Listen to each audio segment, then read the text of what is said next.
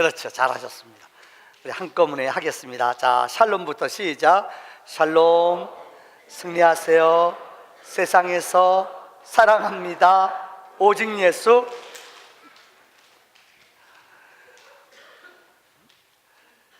칼 바르트라는 신학자가 이런 말을 했습니다.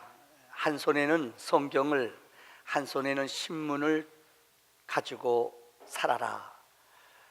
무슨 말인가 하면은 우리는 예수 믿고 은혜 받으면은 어느 산에 들어가거나 어디 은둔 생활을 하는 게 아닙니다. 주님은 우리에게 말씀했습니다. 너희는 세상의 소금이다. 은혜 받으면 세상 속에 뛰쳐들어가야 돼요. 너희는 세상의 빛이다. 세상 속에 뛰쳐들어가 빛이 돼야 돼요. 세상과 단절된 것은 우리 기독교가 아닙니다. 그래서 어떤 분은 교회 열심히 다니는 세상 것 하나도 몰라요. 신문도 안 읽어요. 왜요? 균형 감각이 떨어질 수밖에 없어요.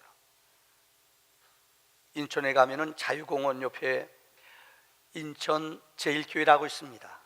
제 후배가 거기 지금 담임 목사하고 있는 손신철 목사님. 거기 가면 그 옛날에 이전에 이기영 목사님이라고 있었어요. 그 아드님이 우리나라 세문안교회 담임 목사로 있는 이수영 목사님이에요. 옛날에 곽선희 목사님이 그 교회에 부목사 있다가 담임 목사 옛날에 하셨거든요. 몇 년 동안. 그런 얘기를 하세요.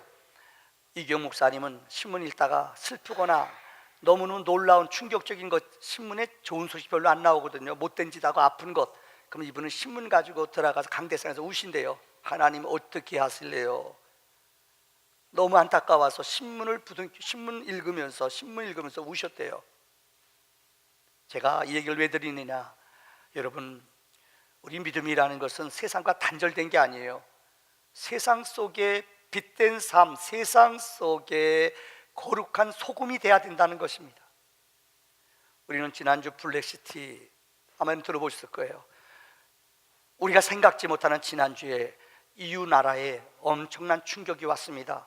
28개의 나라들이 연합하여서 정말로 순기능도 있고 역기능도 있었습니다만은 가장 중심적인 역할을 했던 영국이라는 나라가 이제는 자기 이득 가지고 살아야겠다는 거예요. 10% 이상의 지분을 갖고 영향력 있는 나라예요. 난민들 받을 수 없다. 우리 백성들을 위해 써야겠다. 더불어 살아가는 것보다는 이제는 우리 어려운 사람들 도우며 살아야겠다. 왜요? 가난하고 어려운 이웃들 많이 이유에 있는 가난한 나라 도와야 되거든요. 그 얘기는 더 하지 않겠습니다. 우리가 생각지 못하는 엄청난 충격, 이제 여러 나라들이 분명히 도미노 현상으로 무너져 갈 것입니다.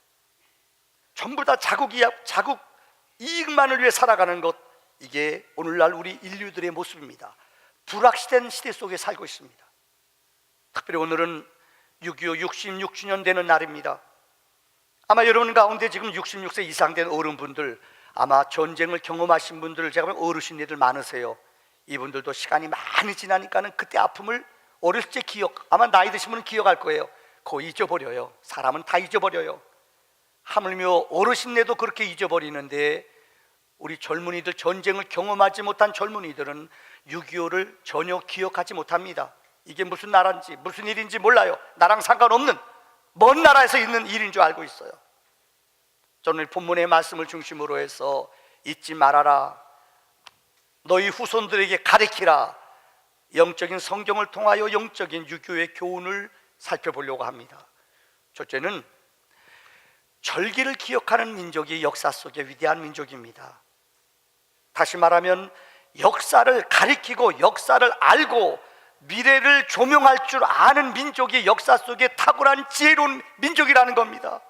민족의 아픔을, 고난을 잃어버리거나 기억하지 못하는 백성은 다시 그 아픔을, 역사를 되반복한다는 이야기입니다. 이스라엘 나라는 세계의 기적의 민족이라고 합니다. 이유는 2000년 동안 나라가 없었어요. 그런데 여러분 아십니까? 세계를, 정치, 경제를 움직이는 또 노벨상의 거의 28% 이상을, 30%가량을 유대인들이 차지해요. 아이보리 그 대학 들어가면은 여러분 우리나라는 15%도 졸업을 못해요. 근데 유럽 애들 한 20% 좀 넘는데요. 근데 유대인들은 거의 50%가 넘는데요. 왜요? 그들의 탁월한 리더십, 그들의 탁월한 학습법이 있다는 거예요. 얼마 전에 유대인이라는 다큐멘터리가 나갔습니다. 아마 보신 분들 있을 거예요. 두 번의 KBS에서 공영방송에 두 번씩 유대인들은 도대체 어떻게 그렇게 살아가길래 그런 영향력이 있는가? 하나는 왜 그런 유대인들이 경제계 누가 있고 어떻게 사업하고 어떻게 살아가는가, 이걸 보여줬어요. 두 번째 거예요. 2부에 나온 것은 유대인들은 어디 가나, 여러분 아세요? 호텔에서도 6월절이 되거나 초막절이 되면 호텔에 자면서도 바깥에 나가 텐트 치고 거기서 자요. 어느 때는 여행하다가 가판 위에 배를 타고 가다가 배 타고 가다가 6월절을 만나요. 그럼 아세요? 가판에 가서 자요. 한마디로 이걸 자녀들한테 가르쳐요. 430년 동안 우리는 너무너무 고생했다, 죽을 수밖에 없었다, 근데 하나님이 살려줬다. 그 누룩놓지 않은 그 맛없는 빵을, 쓴나물을 먹으면서 자녀들한테 구체적으로 가르쳐줘요. 고난을, 아픔을 그 후손들에게 철저히 머릿속에 기억하게 하는 거예요. 어떻게 보면 유대인들은 7가지 큰 절기가 있습니다. 어떻게 보면 1년 내내 이 절기를 가르치는 거예요. 아팠다, 나라가 없었다, 고통당했다, 이걸 기억하게 하는 거예요. 여러분, 혹시 여러분 가운데 이 하와이를 가보신 분은 알 겁니다. 역사 속에 정말로 영향력 끼치는 위대한 나라들은 하나같이 그들의 고난을 후손들에게 기념으로 남겨두고 그 돌로 기념비를 세워서 그 후손들에게 철저하게 알게 합니다. 하와이 가면 진주만이라고 있습니다. 여러분, 1941년에 누구도 생각지 않았습니다. 일본 본토에서 가미까제 특공대들이 비행기 타고 들어와서 수백 명의 사람들이 이 미국 다시면 전함들 거기에다 자살 특공대로 죽어버렸어요. 그래서 그들은 이긴 줄 알았어요. 자그마치 그날은 주일이었습니다. 1,500명의 여러분 미국 군인들이 그 애리조나호에 있다가 그냥 전멸당하고 그 폭격에 맞아 죽은 사람이 1,500명이에요. 하와이에 가면 그것이 써 있습니다. 진주만을 기억하라. Remember the Pearl Harbor. 절대 너희는 진주만을, 이 아래, 여기 이 기념비 있는데요, 기념탑이 있는데 이 아래가 뭐 있는 줄 알아? 이 배 아래, 이 아래, 물 아래 그 진주만, 아리조나호, 이 애리조나호 배가 그대로 침몰돼 있어요. 그대로 그걸 놔뒀어요. 능력이 없어서가 아니에요. 후손들한테 그들이 공격했을 때 우리 이렇게 죽음을, 이런 처절한 패배를 맛봤다, 이것을 잊지 말라고 그들에게 가르쳐주고 있어요. 이 기념탑에 들어가면은 1,500명의 사진들이 쫙 붙어 있어요. 준비하지 않았다가 너무나 처참하게 죽임을 당한 아픔을 그들은 기억한다는 것입니다. 세 번째는, 여러분들 이스라엘 성지를 가보면 깜짝 놀라는 게 있어요. 이 뭔가 하면은 텔아비브 공항에서부터 예루살렘 갈 때까지 그 옆에 나무들이 많아요. 이게 뭐냐? 가이드가 그래요. 2차 대전 때 독개에서 질에서 죽은 사람이 600만 명인데 이 600만 개의 종려나무를 그들이 기억하면서 심었다는 거예요. 600만 개를 심었다는 거예요. 놀랍잖아요. 이스라엘 여행하면은 성지 순례할 때 꼭 보는 곳이 있어요. 이게 어디냐면은 야드바셈이라는 곳입니다. 아우슈비츠 수용소에서 죽은 것을 그대로 만들어 놨어요. 독개에서 집에서 죽은 것, 머리카락을 가지고 군수물자 만든 것, 사람의 몸을, 여러분 이걸 가지고 비누를 만든 것, 끔찍해요. 세상에 그렇게 처참하고 너무너무 아픈 상처가 없어요. 그런데 이것을 만들어 놨어요. 그리고 뭐라고 그 표에 입구에 써 있는 줄 아세요? 용서는 하되 잊지 말자. 한번 따라 합시다. 용서는 하되 잊지는 말자. 여러분, 이스라엘 땅에 여기 아드바셈이라는 것이 있다는 것은 이해가 돼요. 근데 여러분, 이 아우슈비츠 수용소 같은 이 사람들을 죽인 이 수용소가 독일에 있어요. 이거 이해가 되겠어요? 이거 우리 같으면 감추죠. 부끄러운 조상들의 수치, 이걸 왜 만들어놔요? 근데 여러분, 뮌헨에 가면은 독일 수용소가 그대로 있어요. 이게 다카오라는 유대인 수용소예요. 한 부분입니다. 유대인들 잡아다 놓고 독개씨를 죽인 곳이에요. 여러분 상상해 보세요. 이거 부끄럽고 수치스러운 거 감추지, 우리 조상들이 했던 거 이거 감추지, 누가 이걸 기억해놔요? 근데 독일 땅 뮌헨 땅에 가면은 이 다카오라는 포로 수용소가 있어요. 여기서 사람들 옷 뺏기고 죽이던 걸 그들이 만들었어요. 그리고 후손들이 가서 보게 해요. 다시는 이런 실수를 하지 말자. 이게 역사예요. 어느 민족은 자기네들이 한 것도 오리발 내밀고 끝까지 안 했다고 그래요. 그러나 어느 민족은 부끄러운 거지만은 우리 후손들한테 이것을 남겨서 다시는 이런 누를 범하지 말자고 그들은 고백한다는 것입니다. 네 번째는 일본에 가면은 세계적인 대학 동경대학이 있습니다. 1960년도에 우리말로 말하면 좌익과 우익이 싸웠어요. 우리말로 운동권 아이들이 총장님 가두고 불을 질렀어요. 그래서 교수가 죽었어요. 2년 동안 학생을 못 뽑았어요. 얼마나 학생들이 데모를 많이 하는지. 죄송합니다. 젊은이들 많이 있어요. 여러분, 젊은이들은 보는 것, 용기는 있고 열정은 있어요. 그러나 어른들한테 여쭤보세요. 조금 인생을 한 발짝 뒤로 가서 보래도요, 그렇게 인생이 목숨 걸 것처럼 극단적인 것이 인생이 아니에요. 여러분이 생각하는 것처럼 인생이 그렇게 극단적인 게 아니에요. 2년 동안 동경대학에서 어찌나 학생들이 싸우고 데모하고 불질렀는지 본관이 다 탔어요. 2년 동안 학생을 뽑지 못했어요. 근데 총장이 새로 됐어요. 이분이 고민하다가 이 건물을 그대로 놔둬요. 왜요? 재건하지 않아요. 고치지 않아요. 그대로 놔둬요. 그 옆에다 새로운 건물을 지었어요. 동경에 가면 세계적인 동경대학 본관이 60년도에 불타서 없어진 것이 그대로 지금 보관되어 있어요. 왜? 이런 실수를, 이런 누를 다시는 범하지 말자는 거예요. 이게 역사입니다. 여러분, 유교 역사 속에 우리에게 교훈을 주는 아름다운 이야기가 있습니다. 6.25 때 특별히 기독교는 어느 종교보다도 너무나 많은 박해와 죽임을 당했습니다. 종교 지도자들 가운데 523명이 죽임을 당했어요. 북한으로 잡혀간 사람, 아니면 총살당해 죽은 사람 숫자를 우리 교회 연구소에서 조사해봤더니 523명이 죽었어요. 어느 다른 종교 지도자들은 이런 사람 없습니다. 교회가 자그마치 2122개가 전소되고 무너지고 없어져 버렸어요. 상상할 수 없을 정도로 미망인이 10만 명이 생겼어요. 전쟁은 이 땅에서 다시는 있으면 안 돼요. 더군다나 기독교는 6.25 전쟁과 함께, 여러분, 우리는 믿음을 가는 사람들 아니에요. 그들은 무신론을 믿는 사람들 아니에요. 얼마나 교회가 6.25의 역사 속에 피폐해지고 민족의 아픔 속에 교회가 아파하며 고통을 당했는지 우리는 우리 믿음의 선배들의 영혼의 사명을 잃어버리면 안 된다는 것입니다. 여러분들, 공주라고 있습니다. 충청도의 공주. 우리가 알기는 공주하면 머릿속에 기억나는 게 있어요. 무슨 도시죠? 교육도시예요. 여러분, 그냥 교육도시가 된 게 아니에요. 110년 전에 미국의 북장로교회 선교사님들이 기도하는 가운데 거기는 교회가 없었어요. 그래서 선교사님 두 가정, 샤프 선교사와 그 다음에 프랭클린 윌리엄 선교사 가정이 이곳에 가서 어린 영혼들을 위해서 주일학교를 세우고 학교를 세웠어요.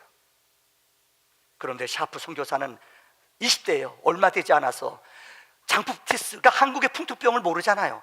장티푸스 앓는 사람 집에 갔다가 그를 간호해주고 돌아오다가 장티푸스가 옮았어요. 돌아가셨어요. 그 아내가 핏덩이 같은 어린 두 아이를 데리고 미국으로 돌아갔어요. 2년 만에 우리 한국 땅에 와서 47년 동안을, 일생 동안 우리 학교를 세워서 애들을 교육시키는데 일생을 바친 사람입니다. 여러분, 그 학교가 어느 학교인지 아세요? 바로 아는 양명고등학교예요. 영원한 양자, 그 다음에 밝은 명자, 영원한 생명이 있는 학교. 왜 내가 이 학교를 소개하는 줄 알아요? 여러분, 이 학교 출신 가운데 유관순이 이 학교에서 2년 다녔어요. 그래서 이 선교사님이 똑똑하고 영특하니까는 이 학교로 전학을 시켜줬어요. 조병옥 박사가 이 학교 출신이에요. 몰라요? 조병옥 박사? 에어컨 좀 켜야겠네요. 더워서 더위를 먹었나 봐요. 하나만 켜주세요. 그래요. 또 하나, 여러분들 아실 거예요. 이명신 박사. 제가 이름만 대도 알만한 우리 민족의 기라성과 같은 영적인 지도자들이 이 학교에서 엄청나게 태어났어요. 샤프 선교사는 일찍 돌아가셨습니다. 그런데 아까 얘기한 프랭클 윌리엄 선교사가 있어요. 이 사람이 이 학교를 오랫동안 세우며 사명 감당했어요. 그런데 자기의 딸이 이 학교에서, 여러분, 어린 나이에 죽었어요. 그 다음 화면 보여줄래요? 여러분, 이분이 아들이에요. 아버지 이름이, 여러분들 이 아버지 이름은, 이 윌리엄 아버지 이름은 한국말로 바꿨어요. 뭐라고 바꿨느냐? 우리암이라고 바꿨어요. 미리암, 우리암. 근데 아버지가 아들을 낳았어요. 이 조지 윌리엄스인데 이 아들의 이름을 우광복이라고 바꿨어요. 일제 때예요. 얼마나 우리나라 사랑했는지 자기가 일제 때 난 아들을 이 나라 해방이 있길 원한다. 그래서 아들의 이름을 우광복, 해방이라는 이름으로 바꿨다는 거예요. 이 사람이 우리 역사 속에 얼마나 큰 일을 했는 줄 아세요? 45년 해방되고 우리나라는 미국 군종의 역사가 있었습니다. 그때 군종 책임자가 하지 장군이었습니다. 하지 장군이 우리나라를 다스려야 할 때 통역할 사람이 없어요. 근데 이 사람이, 우광복이라는 사람이 우리나라에서 중학교까지 졸업하고 덴버에 가서 의사가 돼가지고 우리나라에 다시 돌아왔어요. 근데 통역할 사람이 없으니까 이 사람이 특채 중령으로, 그래서 이따 보겠습니다. 중령으로 이 계급장을 달고 하지 장군의 통역사로 있었어요. 그래서 우리나라 초창기에 우리가 일제에서 해방되고 나서 어느 것도 조직이 없었잖아요. 하지 장군에게 조언을 해주고 도와준 귀한 일을 한 사람이 우광복 선교사라는 거예요. 이분이, 하지 장군이 책에 보면은 우리나라를 다스릴 지도자를 좀 뽑아달라. 그러니까 모르잖아요. 그래서 어머니와 함께 6개월 동안 고민하다 뽑아서 명단 50명을 줬대요. 그 중에 48명의 교회 장로님, 목사님, 거의 다 교회 다닌 사람이었대요. 이들이 우리나라 법을 만들 때 다시 말하면 기독교적인 역사로, 기독교적인 가치관으로 이 나라를 살렸대요. 더 쉬운 예를 드릴게요. 혹시 여러분, 그때 국방부 장관이 우리나라는 기독교국이 아니었어요. 그런데 우리나라의 군목제도를 만들었다는, 이게 가능했다는 거예요. 교육부 장관이 다음 영상, 교육부 장관이 여러분 미신, 우리나라에 그때 그렇게 무슨 일을 하든지 뭐 하든지 절하고 굿하고 했대요. 근데 법적으로 미신 타파하는 일을 이 교육부 장관이, 믿음 있는 장로님이었어요. 이걸 없앴어요. 우리 민족의 뿌리, 재헌국회를 시작할 때 여러분 들으셨을 거예요. 이승만 대통령, 여러 지도자들이 있을 때 그때 이윤영 목사님이 기도하고 시작합시다. 하나님, 이 민족을 반석 위에 세워주시니 감사합니다. 그게 가능한 이유가 뭔 줄 알아요? 우광복 선교사의 이런 탁월한 리더십과 그분의 조언과 믿음의 사람들이 이 나라를 믿음의 터 위에 세운 기적을 이루었다는 거예요. 그런데 여러분, 우리는 누구도 생각지 않았습니다. 1950년 6월 25일 날 이 땅에 전쟁이 벌어졌습니다. 우리의 힘으로는, 우리는 탱크 하나도 없었어요. 경비행기 몇 대 있었어요. 근데 146대 탱크를 몰고 북한에서 쳐들어왔어요. 그들은 6월 25일 날 38선을 무너뜨리고 8월 15일 날 마지막 D-Day를 정해놓고 이 로드맵을 만들어 놓고 그들은 마지막 해방전을 맞이하려고 김일성이 공격했어요. 우린 하나도 준비가 안 됐어요. 저는 여러분이 짧게, 이게 과연 우연일까요? 전쟁이 났는데 우리 민족 속에 나타난 이 5가지의 여러분 사건들이 과연 하나님의 섭리가 아닐까요? 하나님이 도우셨나? 우연인가? 여러분 말씀에 귀를 기르시기 바랍니다. 첫째는 안전보장이사입니다. 1965년 6월 25일 전쟁이 벌어졌어요. 근데 24시간이 가기 전에 유엔에서 안전보장사회가 열렸습니다. 유엔이 만들어지고 이제까지 여러분 세계 군인을 파송한 적은 한 번도, 45년에 유엔이 만들어지고 한 번도 여러분들 군인들을 파송한 적이 없습니다. 그런데 하루가 지나서 6.25 전쟁이 터졌다는 소식 듣고 유엔 안전보장이사회가 모였습니다. 상임이사국은 5개입니다. 한 나라라도 반대하면은 군인을 파송할 수 없습니다. 여러분, 역사 속에 이 말리크라는 소련 그 당시의 외무장관이, 말리크라는 사람, 유엔 책임자가 말리크였어요. 근데 이 사람이 그 시간에 못 들어왔대요. 여러분 그 얘기 들었죠? 뭐 여러 가지 설이 있어요. 아마 분명히 이제 전쟁이 오랜 시간이 지난 후에 모든 것들이 보안이 다 풀린 다음에 알려진 사건이잖아요. 오래전부터 소련은 전쟁을 준비했어요. 중공군은 100만 명을 북한 땅 위에다가 다 대기시켜 놨어요. 우리는 몰랐어요. 그 정보를요. 물밀듯 그들이 내려왔어요.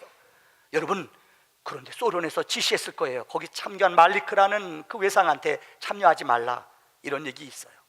또 어떤 책을 보니까는 이 사람이 안전보장회 회의 참석하러 가다가 차가 빵꾸가 났대요. 그래서 빵꾸 고치다 끝나고 가봤더니 끝났대요, 회의가. 어떻게 됐든 간에 이것은 아세요? 16개의 유엔의 여러 나라들이 우리를 도와줬다는 것, 이건 하나님의 은혜입니다.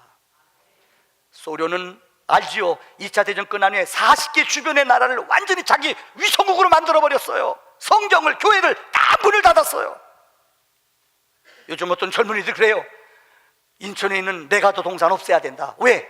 메가도가 우리나라 통일을 방해했다는 거예요. 인천 상륙작전 하지 않았으면 이 나라는 해방됐어요. 진짜 해방됐어요. 뭘로요? 공산화로 됐어요. 이건 얼마나 무서운 얘기인 줄 알아요? 공산화 되면은 교회가, 성경이 하나님 부를 수 있어요? 절대 못합니다.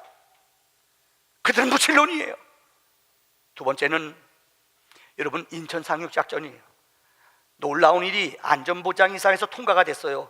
그 긴급 부대를 보냈지만 주력 부대들이 이곳에 오려면은 그때는 배를 타고 와서 몇 달 걸려요. 여러분 아시죠? 9월 15일 1950년 6.25 끝나고 며칠 후에 6.25 시작 발발한 지 얼마 후에 9월 15일 날 인천 상륙작전을 공격을 감행했어. 이거는 세계 전사에 나오는 이야기예요. 노르만디 상륙작전보다 몇 배나 어려워요. 확률적으로 말하면 5,000분의 1 성공할 확률이에요. 왜요? 간만에 차가 너무너무 심해요. 밀물, 썰물. 그래서 큰 배들이 들어올 수가 없어요. 그런데 누구도 안 된다는 것을 지난번 설교했죠. 메가도 장군이 기도하는 가운데 영감을 받았대요. 진짜. 그래서 원산으로 주력 부대를 보내는 척하면서 진짜 주력 부대를 인천을 딱 자른 거예요. 그게 9월 15일이에요 9월 28일 서울을 회복하잖아요. 그럼 북한까지 쫙 올라갔지 않습니까? 세 번째 봅시다. 놀라운 일이 우리 전사에 보면은, 오늘 내가 설교를 했더니 우리 교회 2부 예배 때 집사님이 자기 아버지가 해군에서 높았대요. 목사님, 맞아요. 나도 우리 아버지한테 들었어요.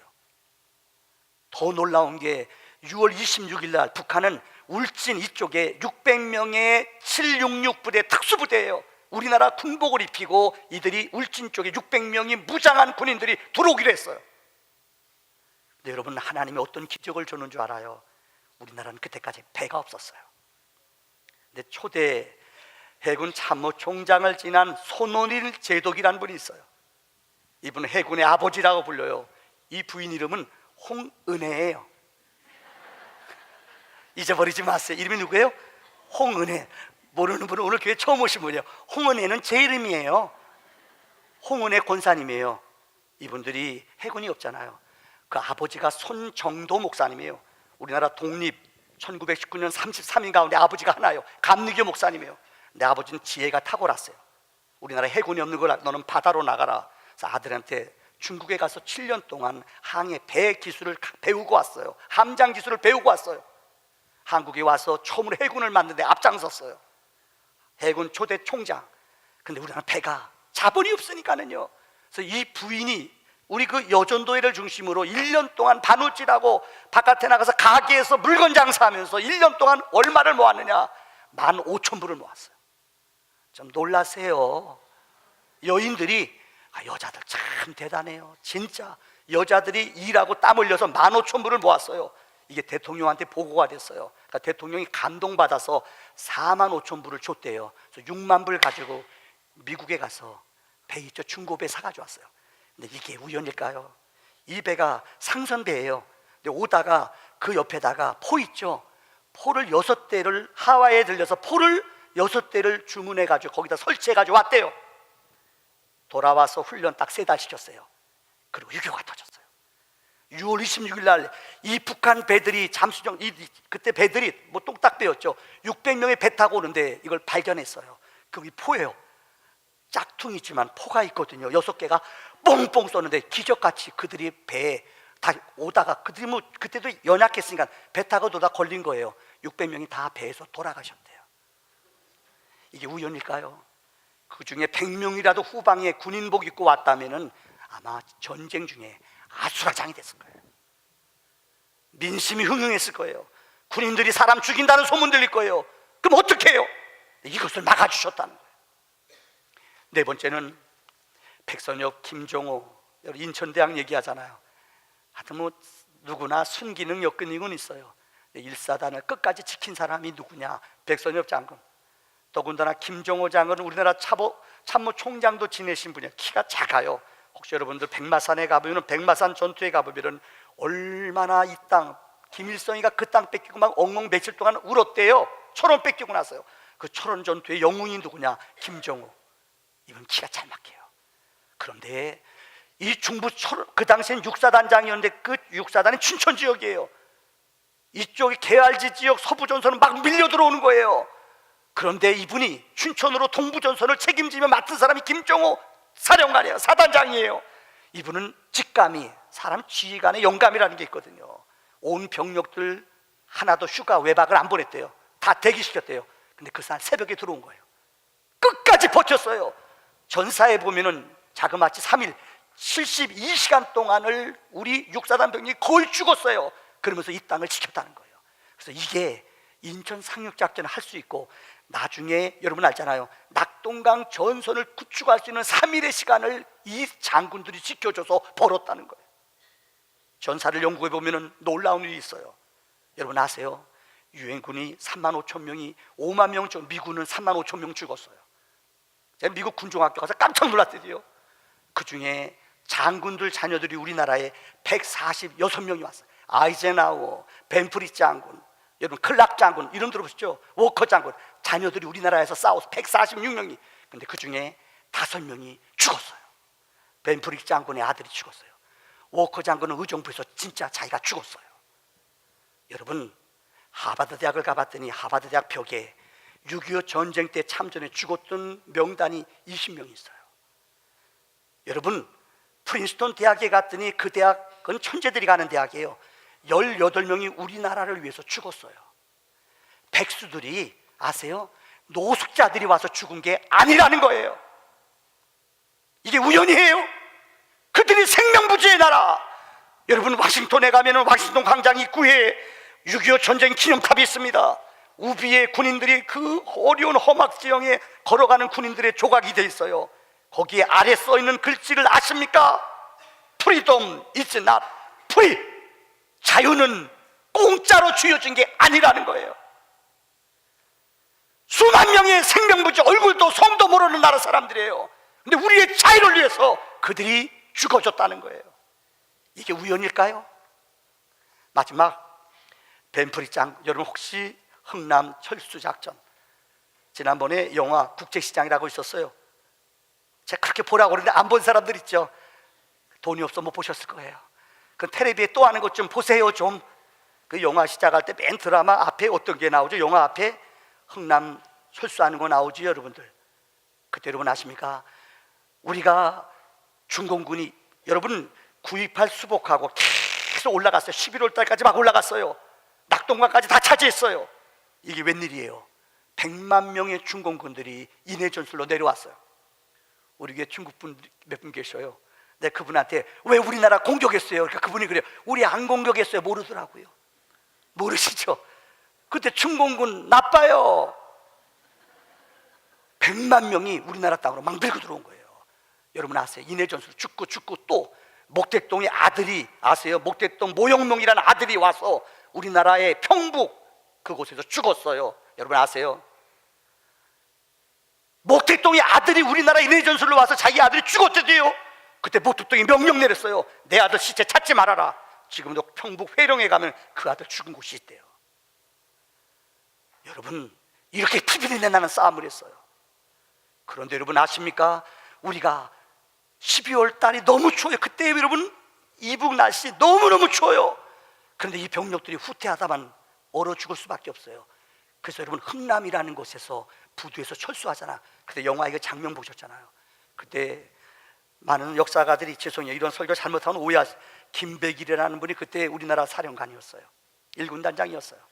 그때 군인들만 철수하자. 그때 김백일 장군이 아몬스라는 그 10군 단장한테 멋있는 명언을 남겼어요. 이런 말을 했어요. 피난문을 버리고 가야 한다면은 국군은 걸어서 철수하겠습니다. 이들과 함께 살겠다는 거예요. 혹시 여러분 현봉석이라고 들어보셨어요?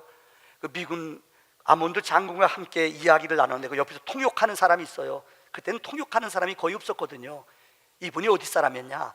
연희대학교 졸업하고 미국의 버지니아 리치몬드 의대에 가서 이분이 의사 6년 동안 따고 돌아왔어요. 1950년 3월 달에 돌아왔어요. 유교가 터졌어요. 영어할 사람이 없어요. 그래서 아몬드 이 장군의 통역관으로 따라다녔어요. 그때 유명한 일화예요. 거긴 나오지 않았어요. 그분이 물어봐요. 영어를 워낙 잘하니까는요, 의대 출신이고요. 야, 어떻게 미스터 현은 어떻게 영어를 잘하냐? 그분이 그랬대. 나는 미국 버지니아 리치몬드